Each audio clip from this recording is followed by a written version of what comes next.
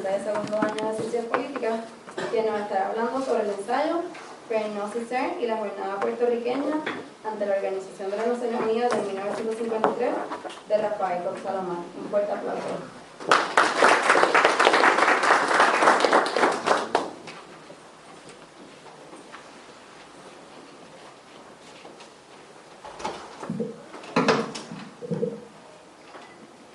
Buenas noches a todos los aquí presentes.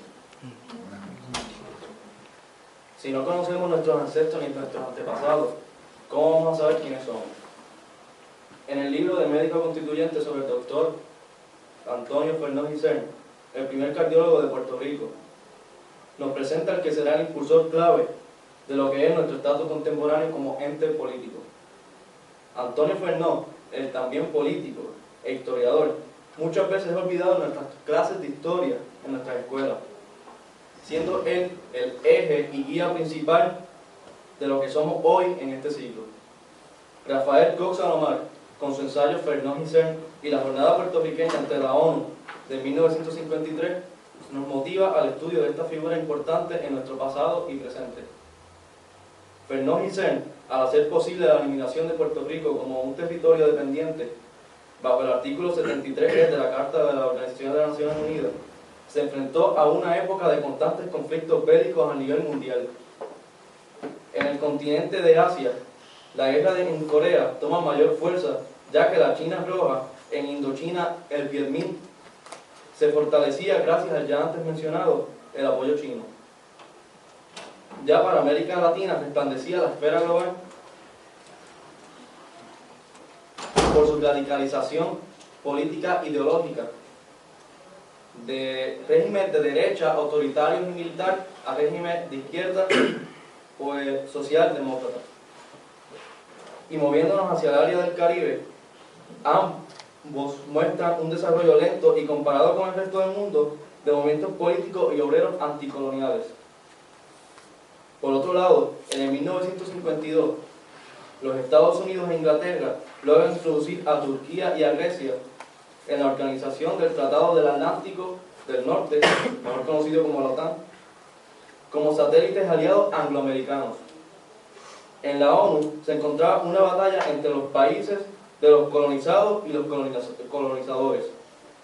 Londres logró evitar la circunferencia del artículo 73E respecto a Malta, y es en toda esta compleja atmósfera política social a la cual Fernández y CERN se enfrenta y da cara. Al inaugurarse el Estado Libre Asociado el 25 de julio de 1952, Luis Muñoz Marín y Fernández, rápidamente como conjunto de la nueva Constitución, tomaron la iniciativa de persuadir a Truman, quien era el actual presidente de los Estados Unidos, para impulsar en la ONU la eliminación de Puerto Rico como territorio dependiente. Cuando Muñoz realiza un borrador de la carta que se va a enviar a Truman, y cuando James Davis, el que era director del negociador de territorios del interior, la lee, es que comienzan los conflictos.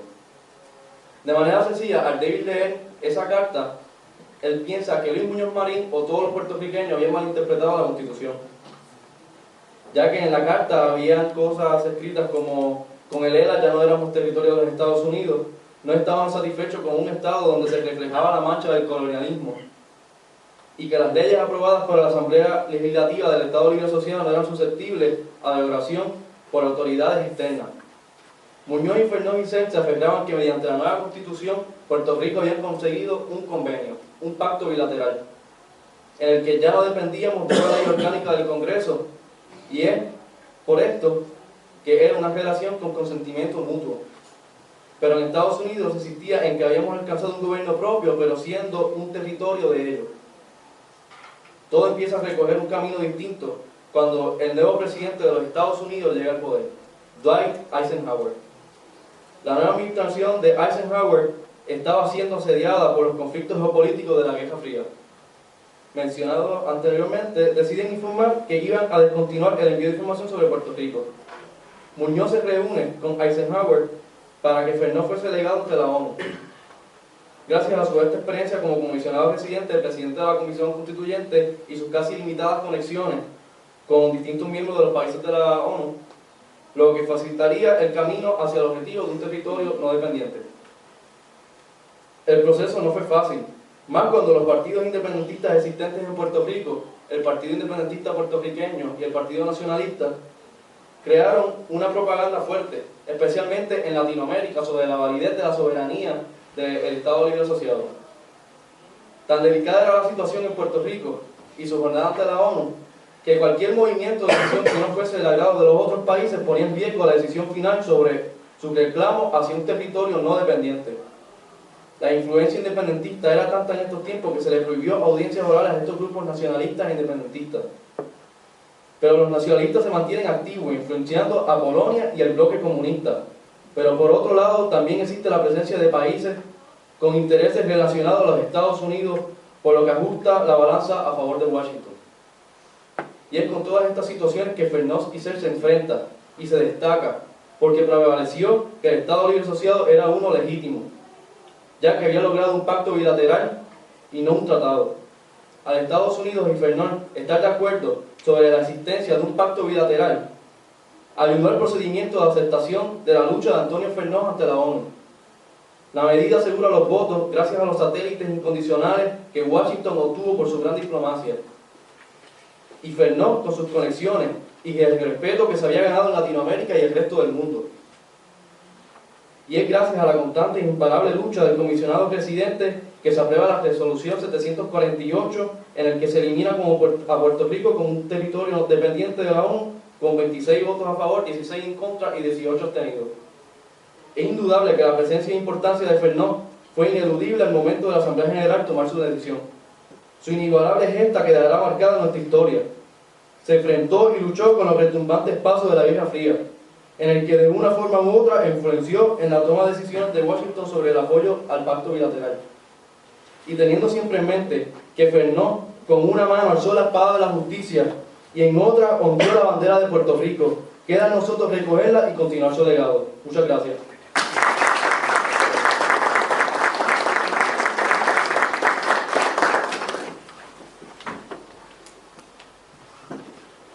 Gracias a nuestra compañera Gerardo Mora. Por último, estaremos presentando al compañero Ariel Soto, estudiante de cuarto año de Ciencias Políticas, quien nos estará hablando sobre el ensayo Fernández Soberanista de Roberto Colombo Pomar.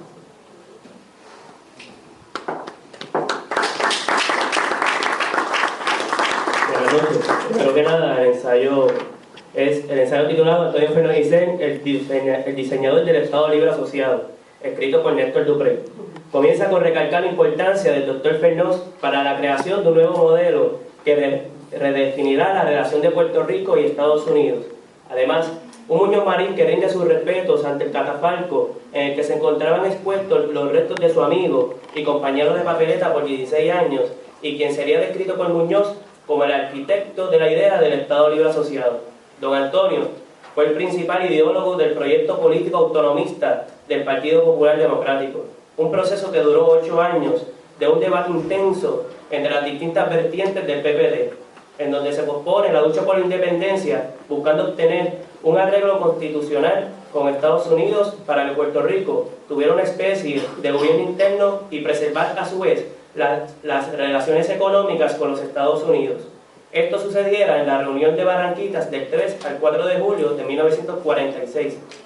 Los primeros pasos del embajador comienza con una carta con fecha del 19 de septiembre de 1946, donde el nuevo comisionado residente de Puerto Rico, Antonio Fernández Isern, le indica a don Luis Muñoz Marín que ya ocupa el cargo de comisionado residente efectivo el 11 de septiembre de 1946. Recordemos que Fernández Isern pasa a ser el sustituto de Jesús T. Piñero, quien había sido designado gobernador de Puerto Rico. El ambiente con el que se encontró el doctor Fernández al llegar a la capital federal era uno de tensión y un ambiente de cambio debido a que la mayoría demócrata que existía desde 1933 estaba a punto de perderse a manos del Partido Republicano. Esto, en opinión de algunos, afectaría la gestión del doctor Fernández. El periodista Charles Macaulay, en un reportaje que hiciera para el periódico El Mundo, describe a Fernández de la siguiente forma: en modales y apariencias, Fernández tiene el aire personal de distinción de muchos miembros del cuerpo diplomático latinoamericano, y algunos círculos que conocen a Fernández opinan que este será un embajador a la vez que congresista. Durante los primeros meses de su gestión, Fernández se enfrenta a múltiples retos, Entre estos, durante el 1947 se quería aprobar una enmienda de la ley Costigan-Jones, reduciendo la cuota azucarera de Puerto Rico. Pero el reto mayor que enfrentaría un estrenado Antonio Fernández en el Congreso sería la aprobación de un proyecto de su autoría que se conocerá como la ley del gobernador electivo. Para este proyecto tuvo que tener grandes aliados, tanto en Cámara como en el Senado, que lo presentaran y le dieran su auspicio. En el caso de la Cámara, será por parte del representante Fred Crawford, con quien había discrepado en el asunto anterior sobre reducir la cuota azucarera de Puerto Rico, y en el Senado, con el auspicio del senador Butler. Ambos se encontraban a favor de que los puertorriqueños tengamos el poder de decidir a su gobernador. Sin embargo, el líder de la mayoría republicana en el Senado, Robert Taft, amenazaba de incluir enmiendas sobre el proyecto que redujeran la capacidad de nombramiento del gobernador e incluso nombrar a un coordinador que ejerciera la labor de procónsul del gobierno de Estados Unidos, supervisando así la ejecutoria de los gobernadores de la isla. A todas estas, la ley fue aprobada en ambos cuerpos en un corre y corre, debido a que ambos cuerpos se encontraban en cierre de sesión. La aprobación de esta ley fue la graduación del Dr. Fernández en las artes parlamentarias como diplomático. Como nos indica el historiador Duprey, tenía una habilidad para trascender las fronteras partidistas para así conseguir el apoyo necesario. Para las elecciones de 1948 se siente una tensión interna en el Partido Popular Democrático, a consecuencia de dejar a un lado la búsqueda de independencia de la isla, adoptando la nueva fórmula autonomista, ya que el que fuera presidente de la Cámara de Representantes por el PPD, el doctor Francisco M. Susoni, aspiró a la gobernación por el recién fundado Partido Independentista Puertorriqueño. Ante esta situación, el comisionado residente Antonio Fernández se expresa en torno al tema del estatus político de la isla. Los partidarios de la estadidad, como los partidarios de la independencia, coinciden en el común denominador de su aspiración a un estatus de soberanía. Discrepan en cuanto a las relaciones que quisieran deparar al ente soberano, y parecen olvidar que el advenimiento a la soberanía pudiera ocurrir con un simultáneo reajuste de nuestras relaciones políticas con Estados Unidos, perfeccionando nuestra unión económica, conservando la unión militar y la unión internacional, a virtud de la común ciudadanía en un tipo de federación ad hoc, concebida a base de las realidades presentes y sin hipotecar el porvenir. Cierro la cita. Para el doctor Fernández, el plan era la obtención del reconocimiento de la soberanía del pueblo de Puerto Rico para organizar su gobierno interno y la preservación de las relaciones económicas con Estados Unidos, pero a su vez es concebida como un estado transitorio de soberanía en evolución hacia la decisión definitiva sobre el destino político final del pueblo de Puerto Rico, sin poner en riesgo en ese estado transitorio las relaciones económicas con los Estados Unidos. Las ideas de Fernández estaban tan acorde con la visión del futuro del PPD que fueron plasmadas en el programa de gobierno del partido para las elecciones de 1948, donde se buscaba que mediante legislación se aprobara la redacción de una constitución para el pueblo de Puerto Rico, en la cual quede facultado la creación de un gobierno interno. Adicional a esto, que la Asamblea Legislativa promueva un plebiscito en el cual se le pregunten a los electores aptos el camino a seguir por el país, ya sea una nación como un estado de los Estados Unidos, una república independiente, o si están de acuerdo que el país aspira a convertirse o si están en desacuerdo que el país aspira a convertirse en un estado o en una república, o sea, una forma autonómica. El 2 de enero de 1949, Luis Muñoz Marín juramentó como el primer gobernador electo del pueblo de Puerto Rico, y a su vez Fernández como comisionado residente para el 1949 a 1952.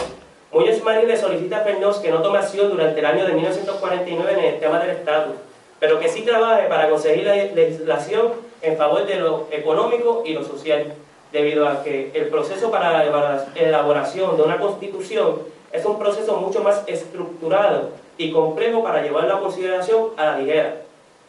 Pero la construcción del Estado político puertorriqueño no fue ni es un trabajo fácil.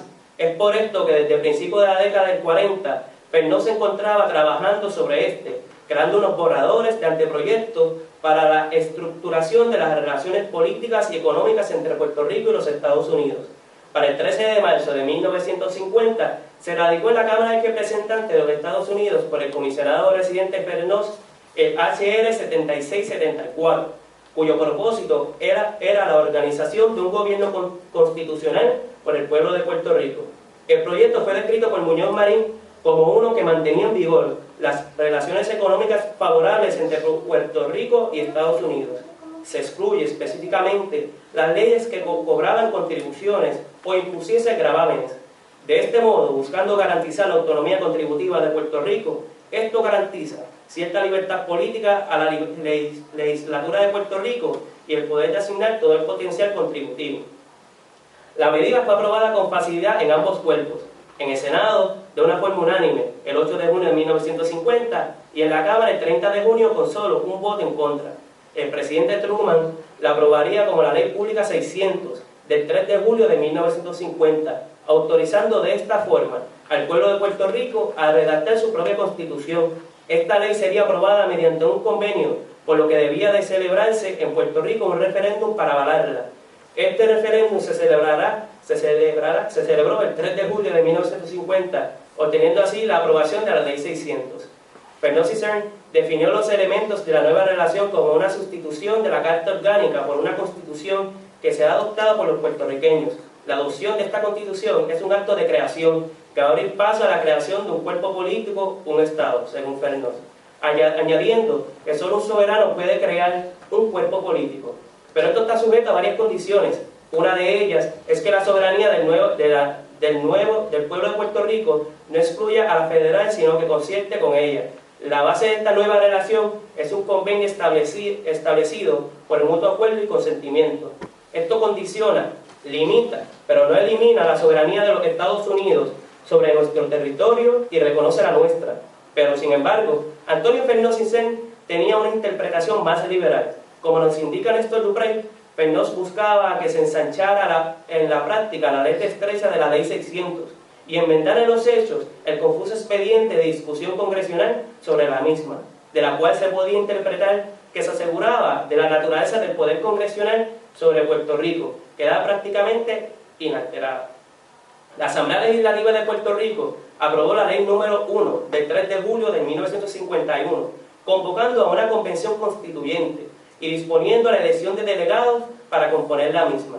Dicha elección se celebró el 27 de agosto de 1951, resultando electos 92 delegados, entre ellos del Partido Popular Democrático, del Movimiento Estadista y el Movimiento Socialista.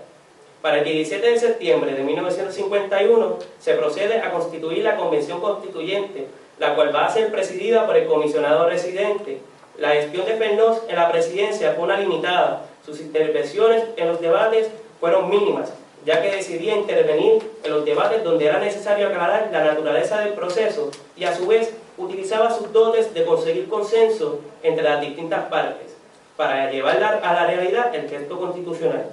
Fernós y Cern mantenía un discurso elocuente en el cual involucra los aspectos históricos y buscaba acoplarlo a los nuevos retos que se iban a enfrentar los miembros de la convención. Antonio buscaba que de la convención surgiera lo que él va a llamar un Estado libre, hechura del pueblo de Puerto Rico asociado a los Estados Unidos de América. En las múltiples expresiones hechas por don Antonio surge un nuevo cambio de la concepción del proyecto político definido por el PPD en el 1948. La fórmula autonómica de constitución interna que se había concebido como una fórmula transitoria mientras llegaba el momento en que el pueblo de Puerto Rico definiera su relación futura con los Estados Unidos, ahora se convertiría en el estatus ideal para nuestro desarrollo político y económico. Ya para el 6 de febrero de 1952, la Convención Constituyente había elaborado el texto constitucional que se llevaría ante el Congreso de los Estados Unidos, luego de ser ratificado por el pueblo de Puerto Rico. El trabajo hecho por don Antonio fue elogiado por todas las delegaciones de la Convención, mostrando una vez más su capacidad innata para trabajar en consenso. El 3 de marzo de 1952, el texto de la Constitución fue sometido a votación al pueblo puertorriqueño, el cual fue avalado con un 80% de los votos.